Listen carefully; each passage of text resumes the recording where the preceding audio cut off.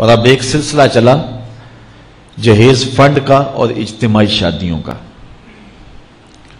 تو شاید کسی کے لیے اس میں تسکین ہو، لیکن میں تو ایک مرتبہ ایسی تقریب میں گیا ہوں تو دکھی ہو کے آیا ہوں. ہر شخص کا اپنا مزاج ہوتا ہے، مختلف تنظیمات، مختلف لوگ غریب بچیوں کی اجتماعی شادیاں کر رہے ہیں. تو میں ایک تقریب میں مجھے کھینچ کے کچھ لوگ لے گئے. میں نے کہا مجھے تجربہ تو نہیں ہے، لیکن مجھے لگتا ہے کہ میرے لیے تکلیف کا سامان ہوگا، اور دوست جس مقصد کے لیے مجھے لے کے جا رہے ہیں تو ان کا مقصد بھی پورا نہیں ہوگا. ایسا ہی ہوا.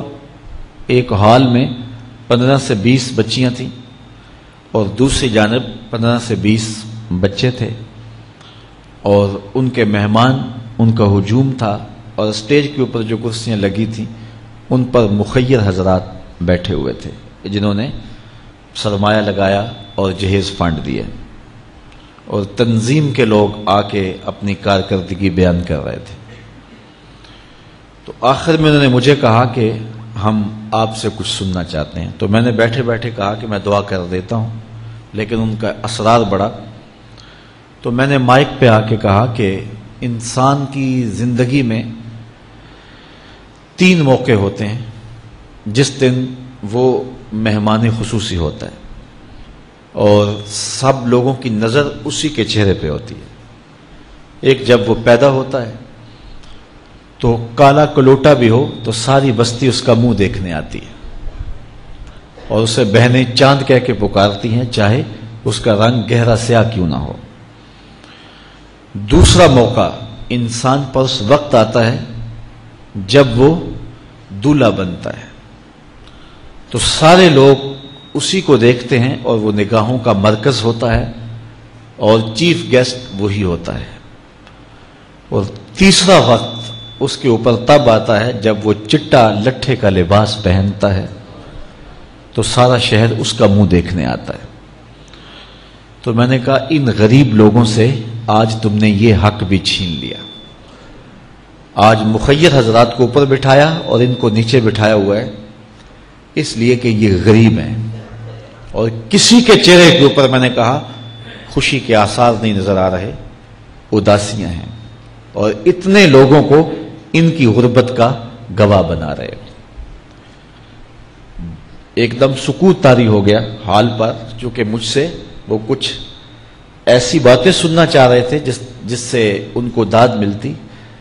میں نے کہا تمہارے جذبے اپنی جگہ پہ، لیکن کاش کے رات کے اندھیرے میں ان بیٹیوں کے ماں باپ کو تم نے کچھ پیش کیا ہوتا اور یہ اپنے گھر سے رخصت ہوتی تو عرش والا رب بڑا راضی ہوتا. لیکن برا کرے نمائش کا کہ ہم نے ان بیٹیوں کا تماشا لگا دیا. میں ایک شہر میں گیا تو وہاں آج کل وہ پہلے تھا نا عمرے کے ٹکٹ محفل نعت میں، تو آہستہ آہستہ مجمع سمٹ گیا. تو اب ایک نیا سلسلہ شروع ہوا ہے کہ جہیز کی پرچیاں نکالی جائیں گی. تو اسی سال آپ کے قرب میں ایک جگہ 10 کے 15 جہیز فنڈ تھے.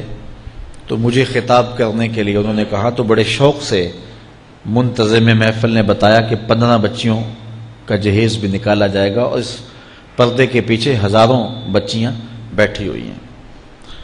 تو میں نے اپنی گفتگو میں کہا کہ یہ ظلم نہ کرو، یہ زیادتی نہ کرو. تمہارے پاس 100 لوگوں کا کھانا ہے تو 500 لوگوں کو نہ بلاؤ کہ تم قرعہ اندازی کر کے 100 آدمیوں کو کھانا دے دو اور 400 آدمیوں کو کہو کہ تمہارا نام نہیں نکلا. تمہارے پاس 100 کا کھانا ہے تو 100 کو ہی پردے سے بلاؤ اور ان کو کھانا کھلا دو. میں نے کہا 10,000 بیٹیاں اس پردے کے پیچھے بیٹھی ہیں آپ کے بقول، اور آپ ان میں سے چند کو قرعہ اندازی کے ذریعے جہیز فنڈ دے رہے ہیں. ہر پرچی پہ 10,000 بیٹی کا دل دھڑکے گا کہ شاید میرے مقدر جاگ پڑے اور غموں کی سیاہ رات ختم ہو گئی.